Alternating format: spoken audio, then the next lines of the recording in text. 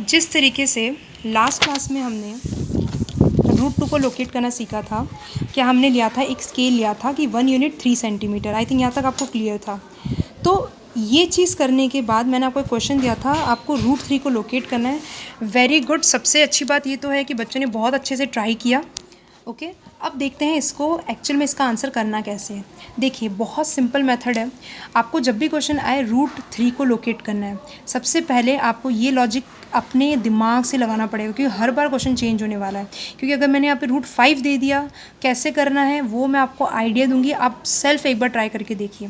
तो क्वेश्चन पे आते हैं वापस। तो रूट 3 दिया हुआ है, तो रूट 3 मेरा बना होगा root over square root of root 2 के स्क्वायर से प्लस 1 के स्क्वायर से। क्योंकि इसको जब सॉल्व करेंगे तो आपको 2 + 1 मिलेगा, वही आपको रूट 3 देगा।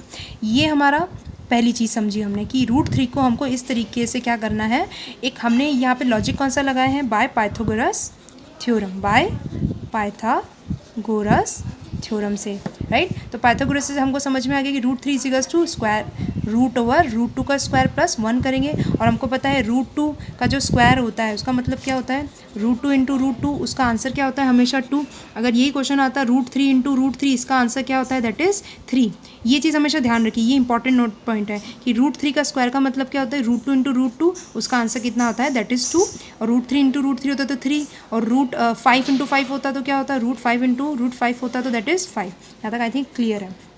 पहला आपने ये चीज़ लिख दी। अब इसको करने के लिए आपका स्टेप नंबर 1 है कि देखिए रूट 3 जो बना है इसके स्क्वायर और इसके स्क्वायर से बना है, तो सबसे पहले हमको इस रूट 2 को नंबर लाइन पे बनाना पड़ेगा।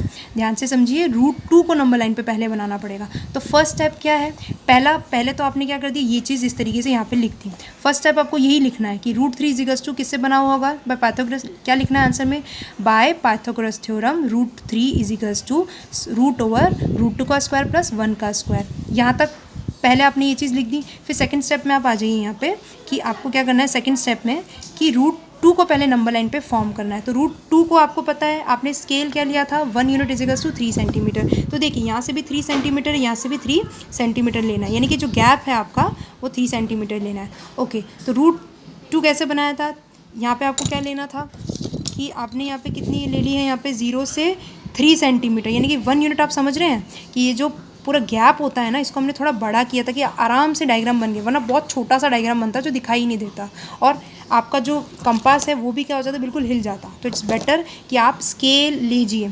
मैंने 3 लिया है तो आपके हिसाब से आप 2 भी ले सकते हैं, 2 सेंटीमीटर, यानी कि एक फिर अपना यहाँ पे 2 सेंटीमीटर। तो यानी कि आप जो नंबर लाइन बनाते हैं 0 से 1 तक, कि इनके बीच में कितना स्पेस होता है, 2 सेंटीमीटर। और फिर 0, 1, 2, 3 होते हैं तो इनके बीच में गैप कितना होता है, 2 सेंटीमीटर और 2 सेंटीमीटर का। क्लियर है, आई थिंक ये बनाना आपको समझ में आ गया। Back to question.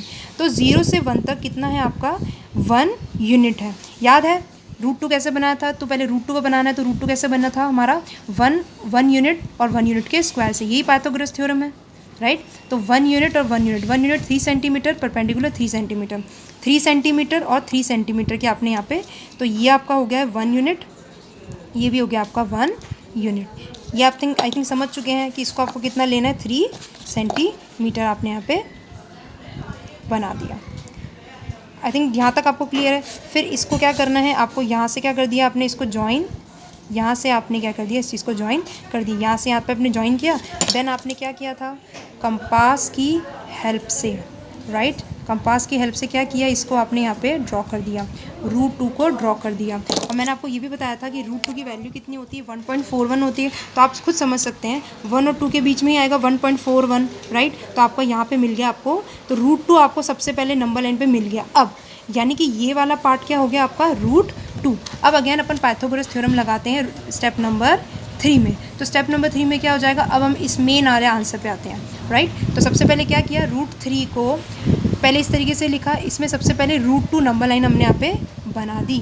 अब आपको जब ये रूट 2 मिला है तो अब समझे आप कि यहाँ पे अगेन आपकी क्या लगेगी, इसी के ऊपर पाइथागोरस थ्योरम लगेगी कि रूट 2 का स्क्वायर प्लस 1 यूनिट का square is equals to root 3। समझिए कि √2 का स्क्वायर प्लस 1 का स्क्वायर इक्वल्स टू √3। तो हमने यहाँ पे √2 बना दिया है। अब यहाँ पे परपेंडिकुलर हमको ड्रॉ करना पड़ेगा। तो परपेंडिकुलर कितना है 1 यूनिट, यानी कि perpendicular 1 unit banana that is 3 centimetre आपने ड्रॉ कर दिया। ये 3 सेंटीमीटर इसके ऊपर ड्रॉ हो गया। फिर क्या करना है, इस चीज़ को यहाँ पे ज्वाइन कर दिया। फिर क्या लेंगे, कंपास की हेल्प से इसको नंबर लाइन पे ड्रॉ करना है। इस तरीके से क्या किया है, पूरा आपका ये √3 जो है वो यहाँ पे ड्रॉ हो जाएगा। तो √3 की वैल्यू वैसे देखिए 1.73 आती है, तो 1.41 के आगे ही जा रही है, मतलब हम बिल्कुल सही कर रहे हैं। तो यहाँ तक ये बन गया। तो ये जो होगा ये 1 यूनिट होगा और ये हो जाएगा √3। तो ये एक आपकी क्या हो गई, पाइथागोरस और पाइथागोरस राइट एंगल ट्राइंगल के हिसाब से ही किया है। तो ये मिला है आपको फाइनली √3। अब मैं वापस से बोलूँगी, इस क्वेश्चन को वापस ट्राई कीजिए, बिल्कुल वापस से ट्राई कीजिए, बनाने की कोशिश कीजिए। तो ये आपका फाइनल आंसर हो गया।